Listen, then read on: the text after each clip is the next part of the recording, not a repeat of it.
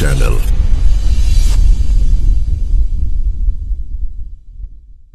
Assalamualaikum warahmatullahi wabarakatuh. Alhamdulillahi rabbil alamin, wa bihi nasta'in wa ala umurid dunya waddin, wassalatu wassalamu ala asyrafil anbiya wal mursalin wa ala alihi wa ashabihi ajma'in, amma ba'du. Raditu billahi rabba wa bil islami dina wa bi muhammadin nabiyya wa rasula, rabbi zidni ilma warzuqni fahma. Hadratal muhtaramin wal mukarramin, para alim, para ustaz, para jamaah sekalian Masjid Abu Bakar yang saya hormati, yang mudah-mudahan selalu mendapatkan rahmat dan barokah. Amin Allahumma amin. Syukur alhamdulillah kita selalu panjatkan kehadiran Allah Subhanahu wa taala yang telah banyak memberikan kenikmatan kepada kita semua, nikmat iman, Islam, sehat, panjang umur, dan segala nikmat yang tentu sangat banyak yang kita semua tidak mampu untuk menghitungnya. Wa in ta'uddu ni'matallahi la tuhsuha. Namun yang paling penting adalah kita pandai mensyukuri nikmatnya, karena dengan syukur nikmat kita akan mendapatkan tambahan nikmat dari Allah. La in syakartum la azidannakum wa la in kafartum inna azabi lasyadid. Ma yaf'alu wa bi'adzabikum in syakartum wa amantum wa kana wasyakiran alim. Hadirin hadirat rahimakumullah, pada kesempatan kuliah subuh pagi hari ini, ini yang mungkin relevan saya sampaikan ini mungkin tiga. Yang pertama tentang tadabbur alam, yang kedua tentang muhasabah, yang ketiga tentang the 7 golden habit, 7 kebiasaan emas. Ini untuk menjadikan kita semua menjadi muslim sejati. Baik hadirin hadirat rahimakumullah, karena ini masih terkait dengan musim liburan, Pak ya. Ini mungkin hari terakhir, nanti besok anak-anak sudah mulai sekolah, Tentu banyak yang memanfaatkan masa liburan untuk tadabbur alam, Tadabbur alam itu perpaduan antara fikir, zikir, plesir, Pak ya. Fikir, zikir, plesir, Pak ya. Ini tadabbur alam, perpaduan antara tiga ini. Fikir, zikir, plesir, Ini Pak Haji Komar kemarin plesir kemana Pak Haji ini? Fikir, tafakkaru fil khalqi wala tafakkaru fil khaliq, Jadi kita memikirkan, merenungkan apa yang ciptaan Allah, tapi tidak memikirkan, merenungkan zat Allah penciptanya, Kemudian zikir, ya ayyuhalladzina amanu dzkurullah dzikran katsira wasabbihu bukrata wa asila, Nah ini zikir, kalau menurut Profesor Quraish Shihab, ini ada zikir dalam pengertian sempit, itu menyebut-nyebut Allah, dengan apa?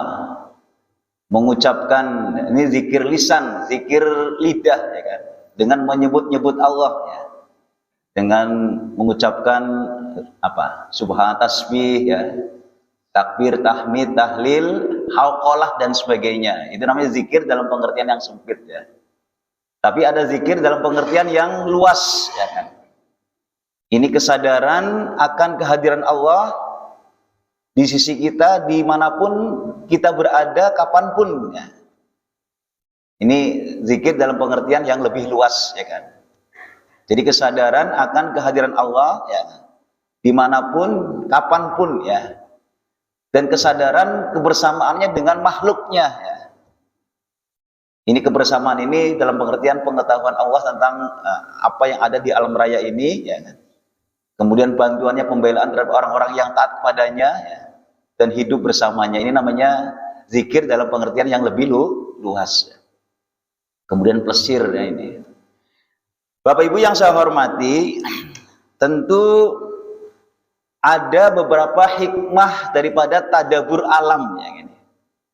Ini kalau kita bisa mengambil hikmah-hikmah dari tadabbur alam ya. Ini saya kutip dari apa yang disampaikan oleh Ustadz Arifin Ilham ya. Dulu ini sudah wafat ya Pak ya. Beliau kakak kelas saya dulu ketika di Jakarta ya kan. Ini Ustadz Arifin Ilham ya. Beliau pernah menyampaikan beberapa hikmah daripada tadabbur alam ya. Paling tidak ada 7 apa 8 ini hikmah daripada tadabbur alam ya. Yang pertama adalah sebagai babul ilmi ya, gerbang ilmu pengetahuan ya kan. Dimulai dengan mengenal ya, mempelajari, merenungi, menghayati dan mengambil manfaat dari apa? Ciptaan-ciptaan Allah ya. Jadi sebagai babul ilmi. Kemudian yang kedua adalah mahabbatuh ya. Mahabbatuh ya. Nah, setelah mengenal ya, menyaksikan keindahan ciptaan Allah ya kan. Maka kemudian akan semakin apa Pak? Semakin mencintai Allah ya kan. Semakin mengagumi Allah ya. Bahkan merindukannya ya kan. Ini mahabbatuh Pak ya. Kemudian yang ketiga adalah safaratul ibadah ya. Safaratul ibadah ya kan. Ini bisa diniatkan sebagai ibadah ya kan. Karena ingin mentadaburi ya apa? Ciptaan Allah, ingin mendapatkan ridhonya ya kan. Dan taat kepadanya ya kan. Kemudian yang keempat adalah asyukru. Asyukru ya kan. Apa syukur ini ya? Tentu akan menambah rasa syukur ya. Rasa syukur bahwa semua ciptaan Allah itu semuanya apa Pak? Semuanya indah ya, semuanya apa? Bermanfaat ya. Tidak ada yang sia-sia bagi kita semua ini. Kemudian yang kelima adalah al-wara ya. Menghadirkan sikap takwa dan takut berbuat dosa ya kan. Jadi apa? Menumbuhkan sikap takwa dan apa? Takut berbuat dosa. Kemudian yang keenam adalah riayatul alam ya. Menjaga kelestarian alam ya. Cinta alam ya dengan keindahannya. Kemudian yang ketujuh adalah sedekah jariyah ya. Semangat untuk berbuat yang terbaik untuk alam ya. Maka ini bisa menjadi pahala mengalir sedekah jariyah ya. Jadi kalau dalam satu hadis itu kalau kita menanam pohon tanaman ya, yang kemudian nanti itu bisa manfaat ya, bisa dikonsumsi untuk manusia, untuk makhluk-makhluk yang lain ya. Bahkan pohon ketika sudah menjadi besar bisa menjadi apa Pak? Tempat untuk apa? Bernaung, berteduh ya Pak ya. Ini sebagai sedekah jariyah Pak ya. Kemudian yang kedelapan adalah kuwatul ukhuwah ya kan. Nah ini dengan apa? Bersama-sama, bepergian bersama-sama, rombongan-rombongan ya kan. Apa antar saudara, apa mungkin apa ya. Paguyuban apa RT apa RW ini akan menumbuhkan ukhuwah ya kan, keakraban ya kan. Soliditas ya, kekompakan ya kan. Ini ada 8 hikmah daripada tadabbur alam ya kan. Kemudian yang kedua ini terkait dengan muhasabah ya. Muhasabah ya. Ini karena ada pergantian tahun ya. Apa itu Masehi atau Hijriyah ya kan. Sering dijadikan sebagai momentum untuk muhasabatun nafsi ya. Saya mengingat ya, ini ada satu kisah yang menarik ini tentang muhasabah ini. Dulu ada seorang tabi'in ya, namanya Atha As-Salami Pak. Atha As-Salami Pak. Di Atha As-Salami ini kalau di Tegal ini apa? Pengusaha konveksi Pak ya kan. Jadi yang sangat terkenal di Madinah itu ya, Atha As-Salami ya. Jadi hasil tenunan itu sangat luar biasa Pak. Sangat berkualitas Pak ya kan. Sehingga laris ya kan, tersohor ya, terkenal ya. Lah suatu hari beliau mengantarkan ya, ini ya hasil tenunannya itu ke pasar-pasar Pak. Ya. Nah, pasar-pasar ya. Nah, beliau itu sudah sangat yakin Pak ya kan dengan hasil tenunannya ini Pak ya. Terkenal apik kualitasnya ya Pak ya. Tapi suatu hari ternyata ketika barang itu disampaikan ke para bakul pelanggan ya Pak ya. Ya. Nah, kemudian ternyata disortir Pak, diseleksi Pak, disortir ya kan. Ternyata apa Pak? Menemukan ada cacatnya Pak, ada cacatnya. Nah kemudian disampaikan ke atau ini ya, atau tidak percaya Pak, apa iya ya kan? Selama ini sudah ya terkenal dengan kualitas ya, kok ada cacatnya ya kan? Nah, ini. Ya. Sehingga atau membuat sedih Pak ya, sedih bahkan sempat meneteskan air mata, apa iya Pak ya, dia tidak percaya Pak ya. Maka kemudian salah seorang bakul itu mengatakan, wahai Atau, jika Anda sedih menangis gara-gara ada cacat ini, biar saya beli nggak apa-apa ya. Nah, kemudian Atau mengatakan, memang saya betul sedih dan menangis karena ternyata yang selama ini sudah baik ya, berkualitas tinggi ternyata ada cacatnya. Maka dia katakan, aku akan sangat sedih dan bahkan menangis jika ternyata amal-amalku selama ini yang sudah ya saya anggap itu betul benar ya kan, tapi ternyata di sisi Allah ada cacatnya. Nah inilah kemudian ini kisah tentang muhasabah ya kan. Sehingga Umar mengatakan, hasibu qabla an tuhasabu ya kan. Ya, berhisaplah atas diri kalian sebelum kalian nanti dihisap ya kan. Ini tentang muhasabah ya. Maka dalam Al-Qur'an di surat berapa itu Pak? Al-Hasyr ya, ayat 18 ya Pak ya. Ya ayyuhalladzina amanu taqwa wal tanzur nafsum ma qaddamat lighat wattaqwa innallaha khabirum bima ta'malun. Ini mengingat-ingat yang lalu dan pikiran yang akan ini adalah muhasabah. Maka sebenarnya kita sudah punya mekanisme Pak ya. Mekanisme kontrol Pak ya. Ada yang sifatnya yaumiyah, harian dengan sholat 5 waktu Pak ya. Nah ini kira-kira apakah pernah kita Pak ya. Nah nanti ya setelah sholat subuh ini ya kan, kita kan akan coba ya memikirkan apa yang akan kita lakukan nanti sejak pada subuh sampai nanti tibanya waktu zuhur. Pernah nggak kita memplanning seperti itu Pak? Memikirkan. Ya. Kemudian nanti ketika tiba waktu zuhur, setelah sholat zuhur, kita muhasabah ya kan. Apa yang telah kita lakukan sejak subuh sampai waktu zuhur. Kemudian memikirkan apa yang akan kita lakukan sejak pada zuhur sampai tibanya waktu asar Pak. Pernah nggak kita seperti itu Pak? Ya kan? Nah, kemudian nanti ketika tiba waktu asar, setelah sholat asar, lagi kita mengingat-ingat apa yang kita lakukan sejak pada zuhur sampai asar. Sambil memikirkan apa yang akan kita lakukan sejak pada asar sampai nanti tibanya waktu maghrib. Dan seterusnya Pak. Sampai juga sebelum tidur Pak. Bahkan menurut Ibnu Qayyim al-Jauziyah itu ya, di antara sebab-sebab yang bisa membebaskan dari siksa kubur adalah ini Pak, muhasabah sebelum tidur Pak.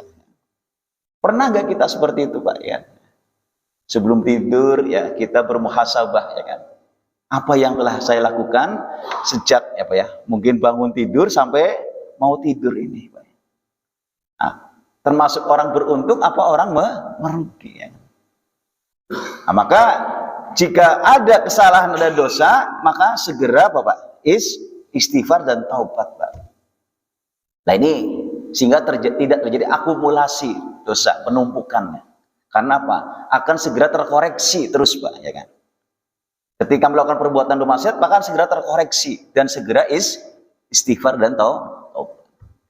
Maka kalau sebelum tidur kemudian muhasabatun nafsi, ya, kemudian beristighfar, bertaubat, maka jika dia mati pada malam itu sebelum tidur, maka dia berarti mati dalam keadaan bertobat. Itu saya baca dalam makalah Ibnu Qayyim al-Jauziyah seperti itu. Jadi kita punya mekanisme kontrol setiap hari lewat sholat lima waktu. Ada mekanisme kontrol yang sifatnya usbu'iyah, pekanan ya, lewat sholat Jumat ya Pak ya. Ada mekanisme kontrol yang sifatnya tahunan ya, lewat dua sholat Idul Fitri, Idul Adha. Ada yang mekanisme kontrol yang sifatnya seumur hidup ya, seperti haji dan sebagainya. Belum nanti lewat ibadah-ibadah sunnah ya. Nah ini kalau mekanisme kontrol ini berjalan dengan baik, efektif, maka kita akan cepat terkoreksi kalau kita berbuatan dosa, dan kita selalu cepat beristighfar dan bertaubat. Hadirin rahimakumullah, maka sebagai muslim yang sejati tentu ada hadis mengatakan ya, sarrathu jadi orang yang menyukai, menyenangi amal kebaikan dan membenci amal keburukan, itulah namanya mukmin sejati. Man sarrathu hasanatuhu wa man sa'athu sayi'atuhu fa huwa mukmin ya. Jadi orang yang menyukai amal kebaikan dan tidak membenci amal keburukan, itulah mukmin sejati. Maka kita ingin sebagaimana hadis Nabi ya, man kana yaumuhu ya khairon min amsihi fahuwa apa Pak? Robih ya Pak ya. Kalau kita hari ini lebih baik daripada kemarin, maka kita orang beruntung. Man kana yaumuhu misla amsihi fahuwa maghbun ya. Jadi barang siapa yang hari ini sama dengan yang kemarin, maka apa? Maghbun, berarti merugi. Man kana yamahu syarran min amsihi fahuwa mal'un ya. Kalau hari ini lebih buruk daripada yang kemarin, maka termasuk terlaknat. Maka kita berusaha untuk selalu lebih baik ya, kualitas keimanan dan ketakwaan kita kepada Allah. Hadirin hadir rahimakumullah. Dan yang terakhir adalah tentang the 7 golden habit apa ya? 7 golden habit. 7 itu apa Pak? 7 ya, 7 ya Pak ya. Golden gold ya, emas ya. Habit, kebiasaan ya. 7 kebiasaan emas. Nah, ini kalau kita terapkan, kita jalani, insya Allah kita bisa menjadi mukmin sejati ya Pak ya. Kita coba jelaskan satu persatu ya. Di antara 7 itu yang pertama adalah tertib sholat. Tertib sholat. Yang meliputi diantaranya adalah sholat di awal waktu ya.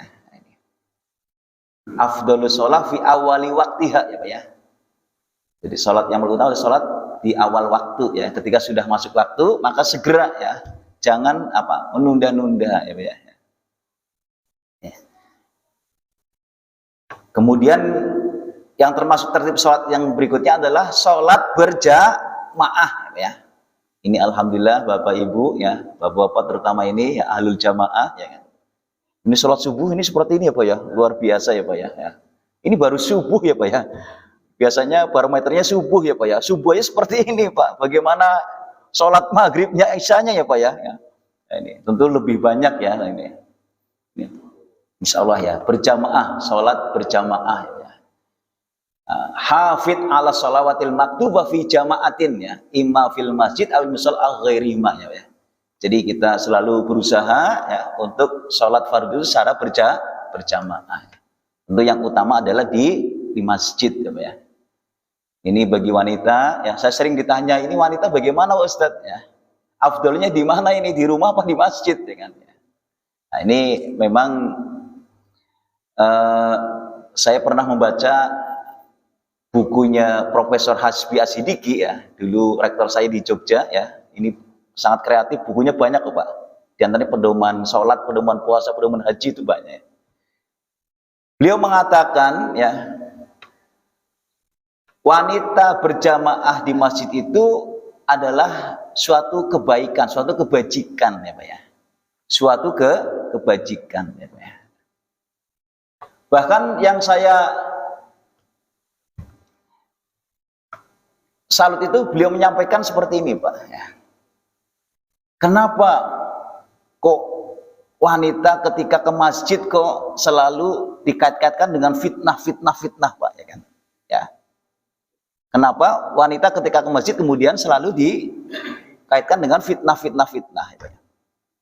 Padahal betapa dahsyat besarnya fitnah ketika membiarkan mereka itu ke tempat-tempat apa Pak? Umum ya Pak ya.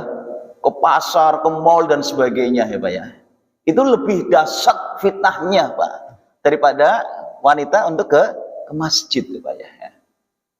Ya maaf saja kalau kita bandingkan ya Pak ya. Ketika ke masjid wanita maaf apa berhias Pak ya kan. Kan kita lihat nggak ada sing parem kayak orang pareman orang ginjunan ya Pak ya. Coba kalau mereka ke mall ya, ke pasar-pasar ya Pak ya. Ya, Pak ICP kan suwe nemen Pak ya. Menteni Pak ICP kan yang suwe nemen ya Pak ya. Nah ini kenapa ya? Ini saya salut dengan beliau mengatakan seperti itu. Maka saya ingat betul ya di beberapa hadis memang Rasulullah ya, pernah menegur ya Pak ya, pernah menegur sahabatnya dengan mengatakan la tamna'u ima Allah masajidallah wal yahrujna nafilatin ghairu mutatayyibat ya Pak ya. Janganlah kalian larang para wanita, istri-istrimu itu untuk pergi ke masjid Pak ya, untuk berjamaah. Ya. Tapi wal yahrujna nafilatin ghairu mutatayyibat ya Pak. Tapi hendaklah ketika para wanita ke masjid apa nafilatin ya, tentu dengan pakaian yang menutup aurat ya Pak ya. Ghair mutatayyibat dan tidak berwangi-wangian ya Pak ya. Idza sta'dzantum nisa'akum fa'dzanuhunna ya Pak ya.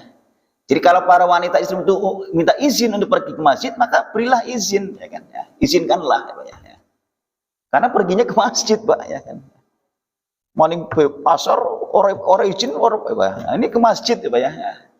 Masa izin ke masjid nggak boleh Pak ya. Nah, ini. Jadi saya terus terang agak sepakat dengan apa yang disampaikan oleh beliau ya Pak ya. Jadi hadirin rahimakumullah ya. Jadi selagi apa hal-hal yang seperti ini bisa dijaga ya Pak ya tadi. Tentu dengan tadi menutup auratnya ya Pak ya, tidak berwangi-wangian. Nanti di masjid itu tidak ikhtilat ya Pak ya. Tidak ikhtilat atau pergi ke masjidnya kemudian tidak juga ya ikhtilat dengan laki-laki lain ya. Maka yang disampaikan adalah beliau adalah albir ya Pak ya. Jadi kebajikan ya Pak ya. Hadirin rahimakumullah ya. Memang ada seorang ulama mengatakan ya, para wanita itu akan mendapatkan nilai keutamaan yang sama dengan para laki-laki yang berjamaah di masjidnya, sekalipun mereka sholatnya di rumah Pak ya. Jadi para wanita itu akan mendapatkan keutamaan yang sama dengan para laki-laki yang sholat di masjid, sekalipun mereka sholatnya di rumah ya kan? Nah, jika ada 3 hal ini Pak. Yang pertama, para wanita itu punya tugas kewajiban di rumah yang tidak bisa ditinggal Pak. Yang tidak bisa ditinggal. Apa merawat orang sakit atau mungkin ada baby ya Pak ya yang harus dijaga ya Pak ya.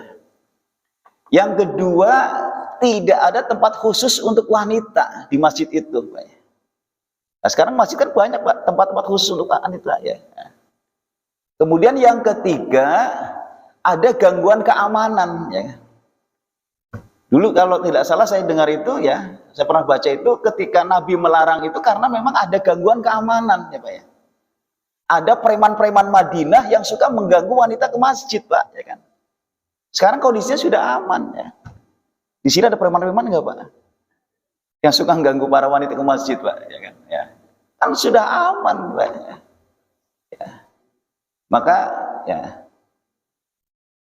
tidak ada salahnya kalau wanita ke masjid Pak. Syukur-syukur dengan suaminya ya Pak ya, didampingi ya Pak ya.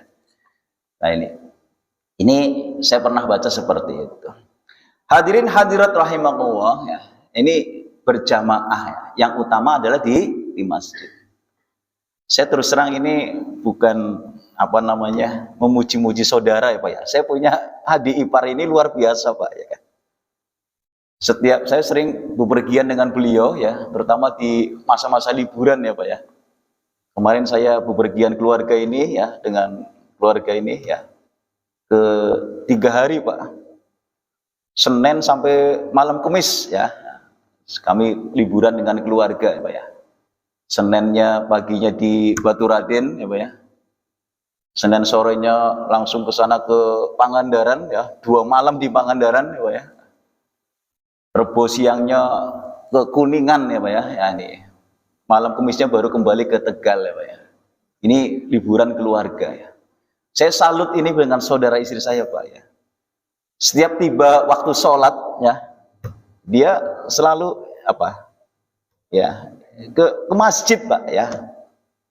Mampir ke masjid. Nah ini ya. Nah ini sangat memperhatikan sholat berjamaah di masjid ya. Ya. Jadi berhenti di masjid, sholat berjamaah ya.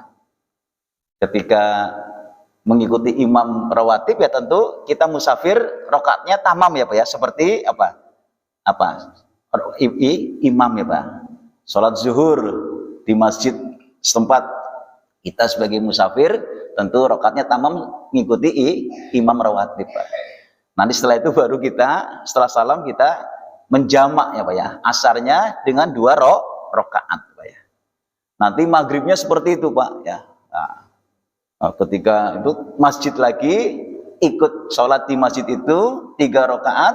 Setelah itu kemudian mentakdim ya isanya 2 rakaat dengan berjamaah. Dan selalu cari penginapan itu yang dekat masjid Pak. Syaratnya harus dekat masjid Pak ya kan. Sehingga ya kita bisa subuh bisa di masjid dan sebagainya. Ini sangat memperhatikan sholat berjamaah di masjid. Hadirin hadirat rahimakumullah. Kemudian yang berikutnya yang termasuk tertib sholat adalah sholat tatawwu. Tadi yang pertama adalah yang masuk tertib sholat adalah sholat di awal waktu. Yang kedua berjamaah. Yang ketiga sholat tatawwu ya Pak ya. Sholat tatawwu ini meliputi ada rawatib ya, sholat sunnah yang mengiringi sholat fardu ya. Ada yang ghairu rawatib ya, yang meliputi ada tahajud, ada duha dan sebagainya. Sholat rawatib sunnah yang mengiringi sholat fardu ya Pak ya. Ini kemarin di satu pengajian ibu-ibu ada yang menanyakan ya, ini sebaiknya kita milih yang mana zatnya? Yang 10 apa yang 12 rakaat ya Pak ya? Ini Pak Haji biasanya yang 10 apa yang 12 Pak Haji? Nah, ini dua-duanya baik yang 10 maupun yang 12 itu semuanya hadisnya sahih Pak ya kan? Semuanya hadisnya sahih. Jadi bisa memilih yang 10, bisa memilih yang 12. Kalau yang 10 itu hadisnya dari Ibnu Umar ya. An Ibnu Umar qala hafidtu minan Nabi sallallahu alaihi wasallam hasyra rakaatin ya Pak ya. Asyra rakaatin ya, 10 rakaat.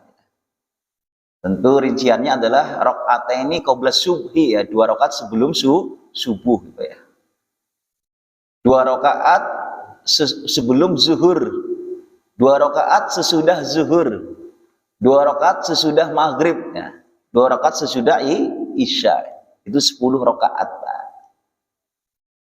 Adapun yang 12 itu bedanya hanya di qobliyah zuhurnya 4 ya Pak ya.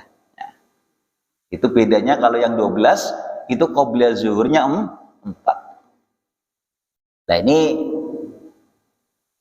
dua-duanya boleh ya, dipilih salah satu 10 atau 12. Namun kalau kita lihat di apa yang disampaikan oleh Ustadz Adi Hidayat ya, nah, ini kalau boleh milih antara dari 2 itu ya pilih yang 12. Nah, kenapa pilih yang 12 menurut beliau? Karena dalam hadisnya itu ada kalimat banawwahu baitan fil jannah Pak.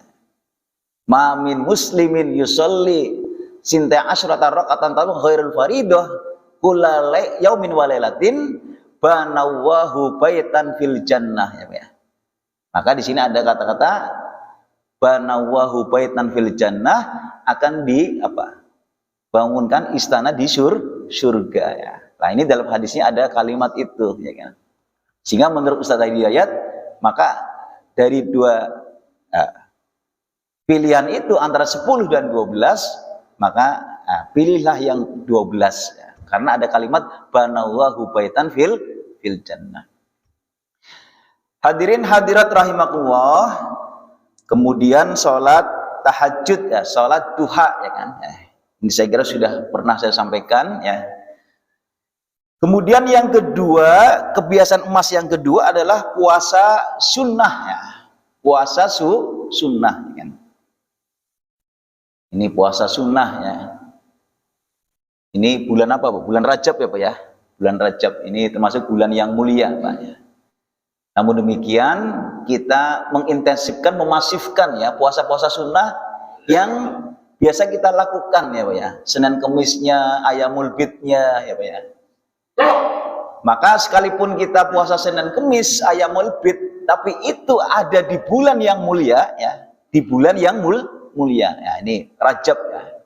Maka insya Allah ya, maka pahalanya akan lebih besar dibandingkan kalau kita kerjakan di bulan-bulan yang lain. Karena ini di bulan yang mulia. Maka semua amal kebaikan ibadah yang dilakukan di bulan yang mulia, maka pahalanya akan lebih besar. Sebaliknya, setiap dosa maksiat yang dilakukan di bulan yang mulia juga lebih besar dosanya.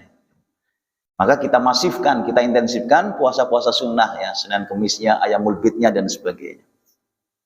Hadirin hadirat rahimakumullah. Kemudian yang ketiga, golden habit yang ketiga adalah zakat infak sedekah secara berkala ya. Zakat infak sedekah secara berkala. Nah, ini kemarin ada satu pertanyaan ya kan. Ini karena sedang banyak bencana ya Pak ya, terutama di 3 daerah Aceh ya, Sumatera Utara, Sumatera Barat ya Pak ya. Ini korbannya sudah, kalau tidak salah sudah 1000 lebih ya Pak ya, 1200 apa berapa itu ya. Bahkan yang dinyatakan hilang itu sudah hampir 200 orang ya Pak ya. Ini. Kemudian yang mengungsi itu ya sudah di atas 500 juta, 500.000 lebih ya Pak ya. Ini Menteri Keuangan sudah menyiapkan sekitar 60 triliun ya Pak ya. Hadirin hadir rahimakumullah, satu pertanyaan menarik ya kan. Ini apakah boleh dana zakat untuk korban bencana Pak ya kan? Ini kalau pertanyaan seperti ini boleh apa enggak Pak Haji? Boleh enggak Pak? Dana zakat untuk korban bencana boleh apa tidak ini kan? Nah ini kalau kita baca dalam fikih kebencanaan ya, saya tertarik dengan ada namanya fikih kebencanaan Pak. Jadi para ulama sekarang sudah memformulasikan ada namanya fikih kebencanaan Pak ya. Jadi fikih yang berlaku pada situasi kondisi bencana. Ini banyak Pak fikih bencana ini Pak. Saya baca itu pertama tentang bolehnya tayamum Pak. Bolehnya tayamum ketika mereka sulit menemukan air Pak ya, atau krisis air bersih, termasuk juga banyak yang mengalami sakit ya Pak ya. Maka ini sudah memenuhi syarat ini Pak untuk tayamum ya Pak ya. Sulit menemukan air ya, krisis air ya, atau tadi krisis air bersih ya kan, dan juga banyak yang mengalami sakit sehingga dibolehkannya tayamum Pak ya. Ini diantaranya yang saya baca itu dalam fikih bencana ya. Kemudian dibolehkannya sholat dengan pakaian yang terkena najis, yang kotor, yang terkena najis Pak ya. Mungkin karena maaf ya, mungkin banyak pakaian yang ya, sehingga yang dipakai itu hanya pakaian yang kotor, bahkan mungkin terkena najis ya kan.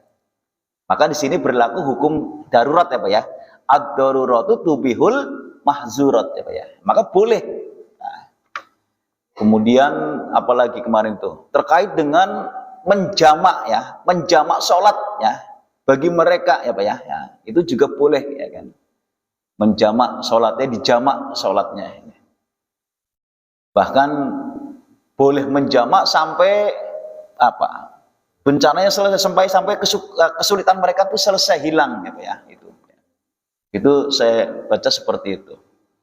Termasuk juga yang saya baca dalam fikih bencana itu terkait dengan jenazah Pak, pengurusan jenazah ya. Ternyata boleh juga seperti layaknya para syuhada Pak ya. Tidak dimandikan, tidak dikafani, tapi hanya disolati Pak ya. Dan dikubur dengan pakaian yang ada Pak ya, itu saya baca di fikih bencana seperti itu. Termasuk juga sholat gaib ya, karena banyak yang hilang ya, dinyatakan hilang dan sudah meninggal. Termasuk juga adalah tidak sempurna dalam menutup aurat Pak. Jadi sahnya bolehnya sholat dengan apa? Tidak sempurna tertutup auratnya ketika dalam situasi bencana Pak. Termasuk juga adalah tentang dana zakat untuk korban bencana Pak. Itu saya baca seperti itu, boleh ya. Nah itu saya baca itu, sekalipun dalam Al-Quran itu ya, itu tidak termasuk objek ya, apa, penerima zakat ya Pak ya. Karena kan adanya kan hanya fakir miskin ya, apa namanya, gharim, berutang dan sebagainya. Tapi korban bencana itu bisa dikiaskan disamakan dengan mereka yang karena mereka sedang kekurangan ya, sedang membutuhkan ya Pak ya. Maka bisa dinisbahkan seperti fakir miskin Pak ya. Jadi seperti asnamnya seperti fakir miskin ya. Atau juga seperti gharim, orang berhutang. Karena bisa saja mereka ketika untuk memenuhi kebutuhannya harus dengan cara berhutang ya.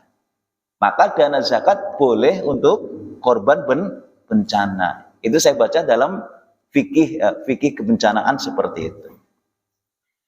Hadirin hadirat rahimakumullah, maka kita yang jauh dari sana tempat kejadian ya, tentu sebagai wujud kepedulian kita ya, tentu diantaranya adalah kita doa ya Pak ya, kita mendoakan ya Pak ya, mendoakan yang meninggal ya, sebagaimana kita mendoakan jenazah, Allahumma gfir lahum warhamhum. Boleh ditambah dengan waja'alhum minas syuhada ya. Allahumma gfir lahum warhamhum waja'alhum minas syuhada ya.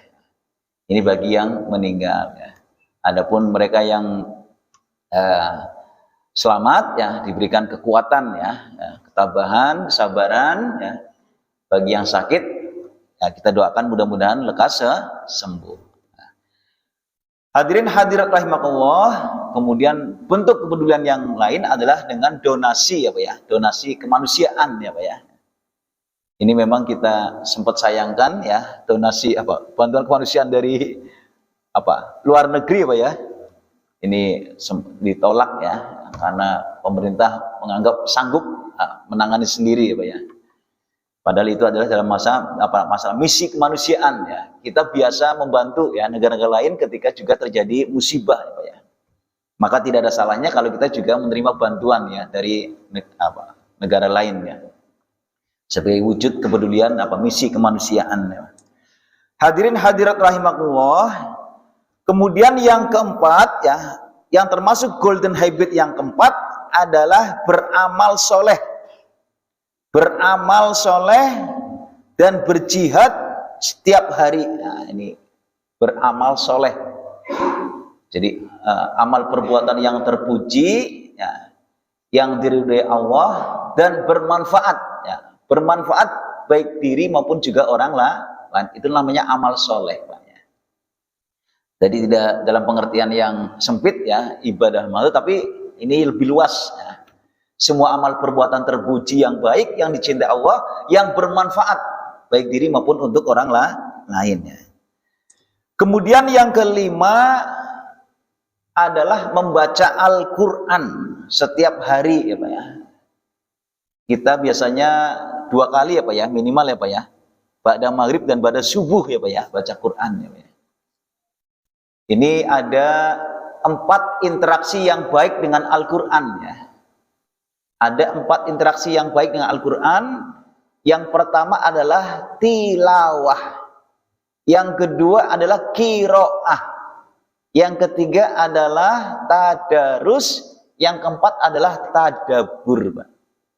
Jadi ada 4 Pak ya. Interaksi yang baik dengan Al-Quran.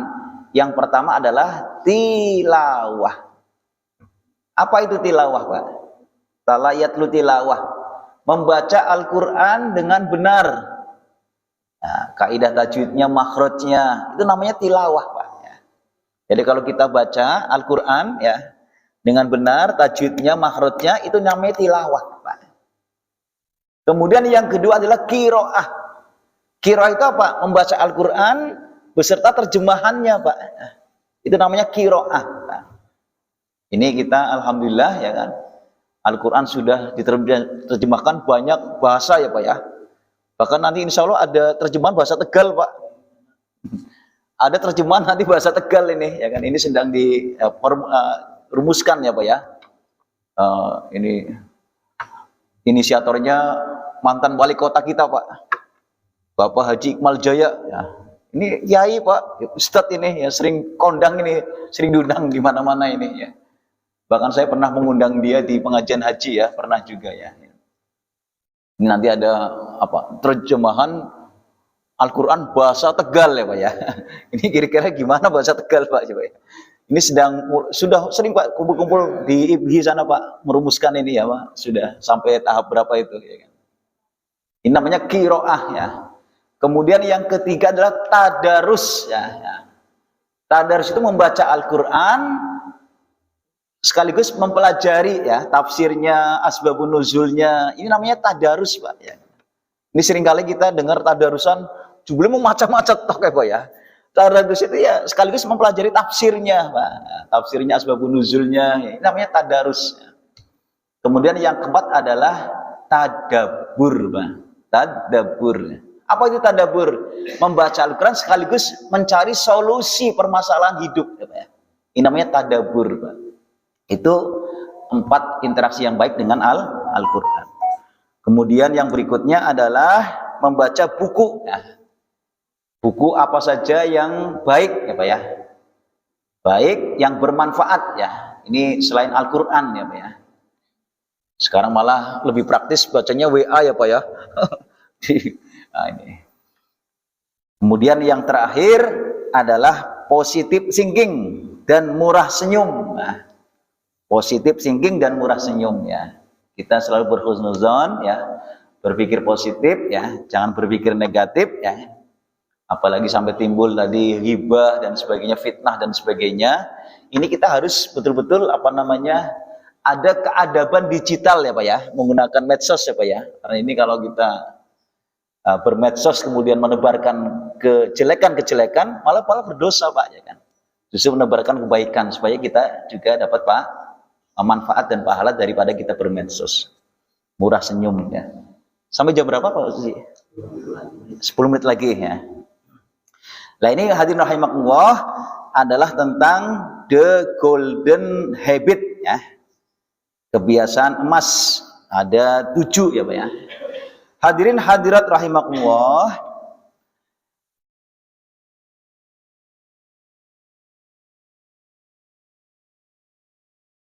Kemudian yang ingin saya sampaikan ini ada sisa sekitar 10 menit ya. Kemarin ada satu pertanyaan ya. Pertama terkait dengan sholat isyraq ya. Sholat isyraq dengan sholat duha apakah sama ya Pak ya? Sama apa tidak Pak? Isyraq dengan duha sama ya. Nah ini ada yang berpendapat sama ya Pak ya. Ustadz Adi Hidayat mengatakan antara sholat isyraq dan duha itu sama ya. Karena isyraq itu sholat duha di awal waktu ya Pak ya. Sekalipun sholat duha itu ada 3 waktu ya Pak ya. Awal waktu, tengah waktu, akhir waktu ya Pak ya. Kalau awal waktu adalah di waktu isyraq ya. Kemudian tengah waktu ya. Kemudian ada akhir waktu ya Pak ya. Sekalipun apa afdolnya adalah ketika apa? anak onta sudah mulai kepanasan ya Pak ya. Itu afdal waktunya itu adalah ya. Kira-kira jam berapa Pak itu? Nah itu ya. Ya antara jam 9 dan sudah mulai panasan anak onta itu Pak ya. Itu afdalnya. Kemudian apakah boleh orang sudah sholat isyraq atau sholat duha ya Pak ya? Boleh apa tidak Pak? Sudah isyraq kemudian sholat duha ya Pak ya. Ya ini kan sholat sunnah boleh Pak ya kan ya. Apalagi duha itu kan minimal 2 rakaat ya Pak ya. Maksimal berapa Pak? 8 ya Pak ya. Kalau yang 12 itu hadisnya lemah Pak. Jadi maksimal 8 ya Pak ya. Jadi boleh 2, 4 atau 8. Jadi yang sekalipun sudah sholat isyraq kemudian sholat duha. Lah ini yang menarik lagi, apakah disyaratkan harus berjamaah di masjid Pak? Nah, ini. Memang ada 2 hadis ya.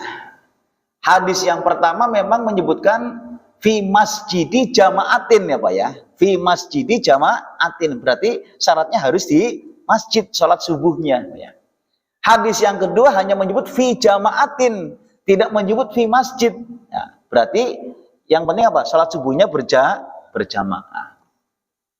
Maka dari 2 hadis ini ya, maka yang pertama adalah mensyaratkan harus berjamaah di masjid. Yang kedua hanya mensyaratkan berjamaah sekalipun di rumah. Maka di sini kemudian ulama ada yang mengatakan begini Pak, memberikan solusi bagi ya yang ada uzur syar'i tidak berjamaah di masjid ya, terutama para wanita ya yang ada uzur syar'i atau apa, sehingga di rumah subuhnya berjamaah ya, kemudian tetap berdiam di tempat sholatnya ya sampai tiba waktu syuruk kemudian sholat isyraq, itu sama Pak ya. Bagi yang berhalangan syar'i untuk berjamaah di masjid. Tapi bagi yang tidak berhalangan syar'i, maka yang utama tentu sholat subuhnya adalah berjamaahnya di masjid Pak ya. So kalau di rumah nanti nyambi warna-warna Pak gitu kan. Bersolat subuh jebule ucul apa nyiapna sarapan apa ya. Nah ini tetap diam di tempat sholatnya sampai tiba waktu syuruk. Hadirin hadirat rahimakumullah ya. Itu ya. Kemudian yang berikutnya kemarin ya.